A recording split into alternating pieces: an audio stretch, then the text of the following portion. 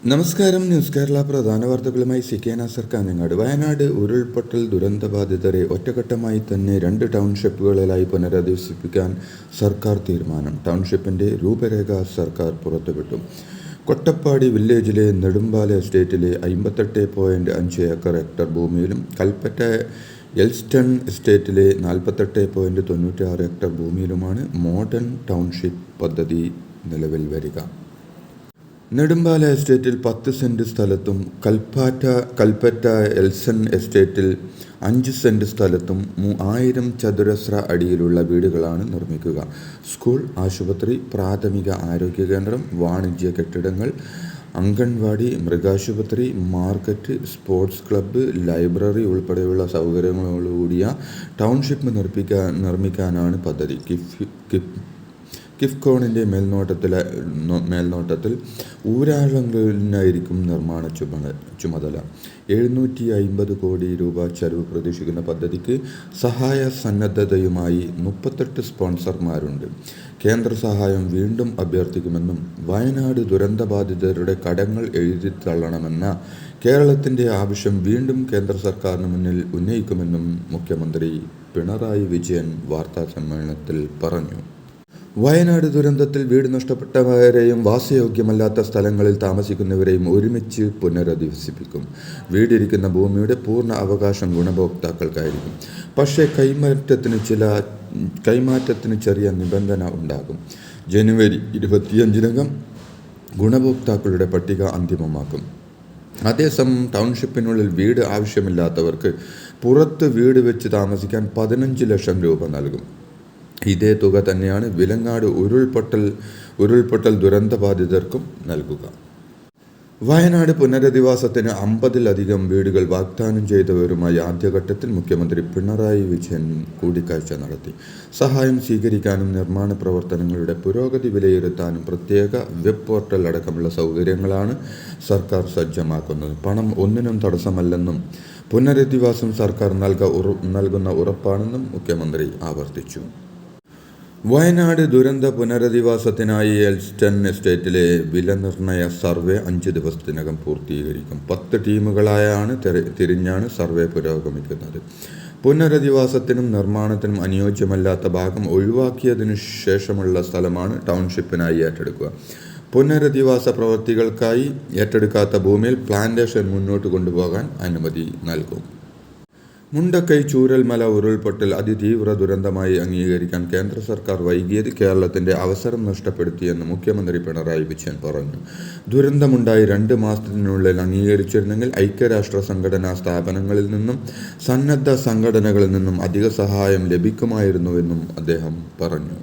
രാജേന്ദ്ര വിശ്വനാഥ് അർക്കലേക്കർ ഇന്ന് കേരള ഗവർണർ ആയി സത്യപ്രതിജ്ഞ ചെയ്ത് ചുമതലയേൽക്കും.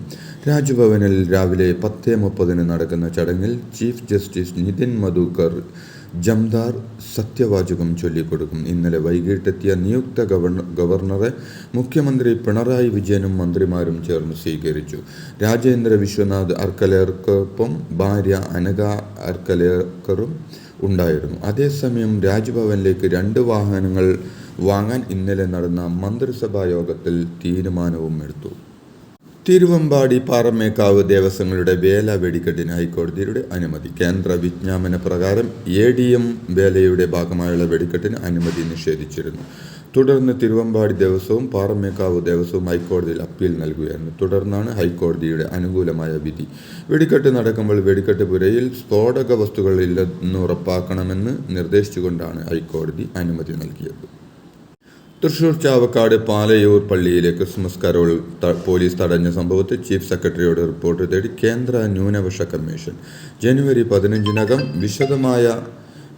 വിശദമായ റിപ്പോർട്ട് സമർപ്പിക്കാനാണ് നിർദ്ദേശം. BJP തൃശൂർ ജില്ലാ ജനറൽ സെക്രട്ടറി ജസ്റ്റിൻ ജേക്കബിന്റെ പരാതിയിലാണ് നടപടി. കേരളത്തിൽ പച്ചവെള്ളത്തിന് തീപിടിക്കുന്ന വർഗീയതയാണെന്ന് പ്രതിപക്ഷ നേതാവ് VD സതീശൻ പറഞ്ഞു. ഒരു വാക്ക് വീണുകിട്ടാൻ കാത്തിരിക്കുകയാണെന്നും എന്നാൽ പിണറായിയുടെ സനാതന പരാമർശത്തിൽ മുഖ്യമന്ത്രിയോട് വിയോജിക്കുകയാണെന്നും സതീശൻ പറഞ്ഞു. വർണ്ണാശ്രമത്തിനും ചതുർവർണ്ണത്തിൻ്റെയും ഭാഗമാണെന്ന് പറഞ്ഞ് സനാതനധർമ്മം ഒരു വിഭാഗം ആളുകളുടെ അവകാശമായി ചാർത്തിക്കൊടുക്കുകയാണ് മുഖ്യമന്ത്രി ചെയ്തതെന്നും സനാതനധർമ്മം മുഖ്യമന്ത്രി ഉദ്ദേശിച്ച ആളുകൾക്ക് മാത്രം അവകാശപ്പെട്ടതല്ലെന്നും അത് ഈ രാജ്യത്തെ മുഴുവൻ ആളുകളുടെയും പാരമ്പര്യവും പൈതൃകവുമാണെന്ന് തിരിച്ചറിയണമെന്നും സതീശൻ പറഞ്ഞു. ശിവഗിരി സമാപന സമ്മേളനം ഉദ്ഘാടനം ചെയ്ത് സംസാരിക്കുകയായിരുന്നു സതീശൻ. മൃദംഗ വിഷനെതിരെ നടക്കുന്നത് വ്യാജ പ്രചരണമാണ്. Proprietor M Nikesh Kumar. എല്ലാ പണമിടപാടുകളും ബാങ്ക് വഴിയാണ് നടന്നതെന്നും 3.5 കോടി രൂപയാണ് പരിപാടിക്കായി കളക്ട് ചെയ്തതെന്നും അതിൽ 3.10 കോടി രൂപ ചെലവാക്കിയെന്നും നികേഷ് കുമാർ വ്യക്തമാക്കി.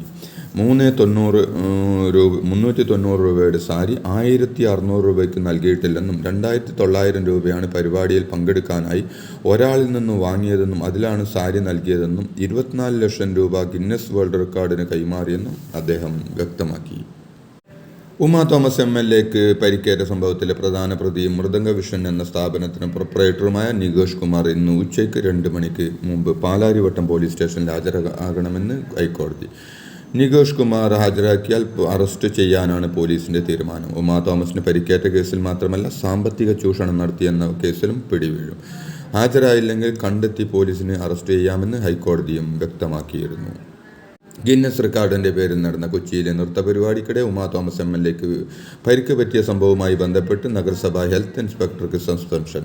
ഹെൽത്ത് ഇൻസ്പെക്ടർ MN നിതയ്ക്കെതിരെയാണ് നടപടി. വീഴ്ചയിൽ അന്വേഷണത്തിന് സെക്രട്ടറിക്ക് നിർദ്ദേശവും നൽകിയിട്ടുണ്ട്.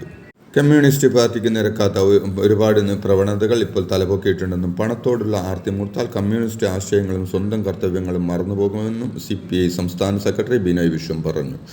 ഭിന്നിപ്പ് കൊണ്ട് നാം എന്ത് നേടിയെന്ന് കമ്മ്യൂണിസ്റ്റ് പാർട്ടി ചിന്തിക്കേണ്ട സമയമാണിതെന്നും ബിനോയ് വിശ്വം പറഞ്ഞു.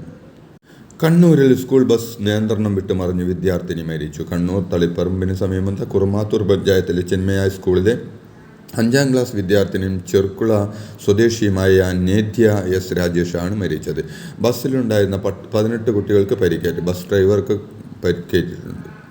കണ്ണൂർ വളക്കയിൽ സ്കൂൾ ബസ് ഇറക്കത്തിൽ നിയന്ത്രണം നഷ്ടപ്പെട്ട് റോഡിലേക്ക് മറിഞ്ഞ 5ാം ക്ലാസ് വിദ്യാർത്ഥിനി മരിക്കുകയും 18 കുട്ടികൾക്ക് പരിക്കേൽക്കുകയും ചെയ്ത സംഭവത്തിൽ ഗുരുതര ആരോപണമായി ബസ് ഓടിച്ച ഡ്രൈവർ.